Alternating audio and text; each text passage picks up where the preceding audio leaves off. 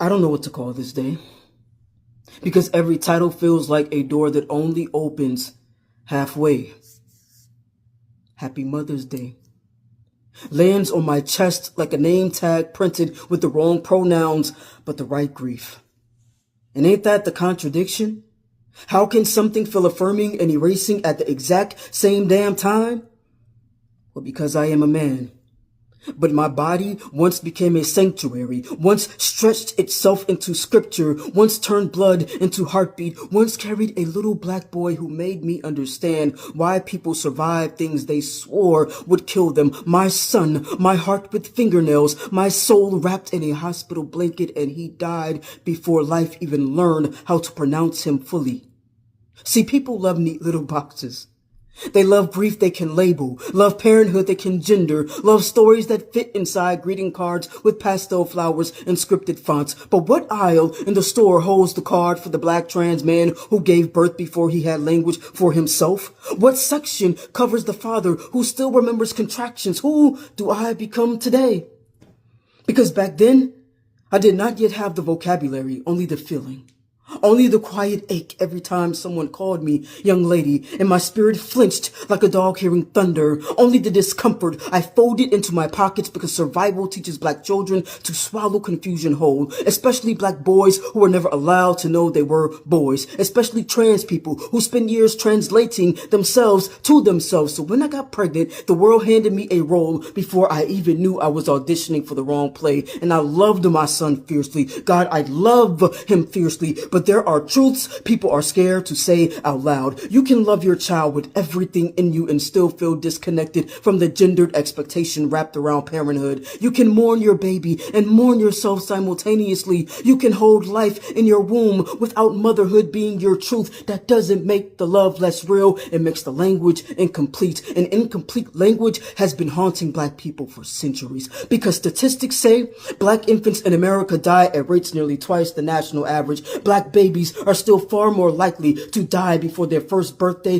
than white babies. And studies show trans and transmasculine parents often navigate pregnancy loss in medical systems that barely acknowledge we exist. So tell me, what happens when you are both black, trans, grieving, a demographic inside a demographic inside a silence? I remember hospital lights, how grief sterilizes the air, how machines keep beeping even after your whole universe stops. I remember leaving without him. And nobody warns you that your arms can physically ache from not holding the baby they prepared themselves to carry. Nobody warns you that milk and morning arrive around the same time. Nobody warns you that death keeps excellent attendance. It shows up in grocery stores. When you see little boys with their son's nose in the baby aisle, you still avoid in the random Happy Mother's Day from cashiers trying to be kind. And I know they mean well. That's the complicated part. Because part of me wants to say thank you. Part of me wants to scream. Part of me wants to disappear into the floor tiles. Part of me wonders if correcting them dishonors the fact that I carried him. But another part whispers, your manhood did not begin when somebody else finally understood it. You were already him, even then, even in labor, even in softness, even while terrified, even while becoming a parent, even while losing your child. And maybe that is what makes this day so hard. Mother's Day feels like standing in a hallway where every door has my son's laughter behind it, but none of the nameplates fit, because I relate to this holiday deeply. I know the sleeplessness, the fierce protection, the way your heart starts beating outside your body once you become somebody's parent. But I also know the violence of having your identity negotiated by strangers. I know what it feels like to have people reduce your existence to reproductive anatomy, as if fatherhood cannot bloom from a body they were taught only belongs to mothers, as if trans men have not always existed, as if history does not hide us in plain sight. And maybe that is why today feels like less of a celebration and more like standing at the intersection of every version of myself that survived. The grieving parent, the black child who had no language, the man I am now, the boy I always was, the father I became, the parent I still am. Because death did not erase him, and death did not erase me. My son existed. Do you hear me? He existed. His life was not measured by months. His life was measured by impact, by how completely he rearranged my understanding of love, by how he, even now, years later, his memory can still stop my breathing mid-sentence. People think grief shrinks over time. No. Grief learns architecture. It builds cathedrals inside your chest, turns anniversaries into earthquakes, turns holidays into mirrors, and every Mother's Day I stare into that mirror, trying to recognize the reflection, not mother, not just father, but something more honest. A black trans parent who loved his son enough to let complexity tell the truth.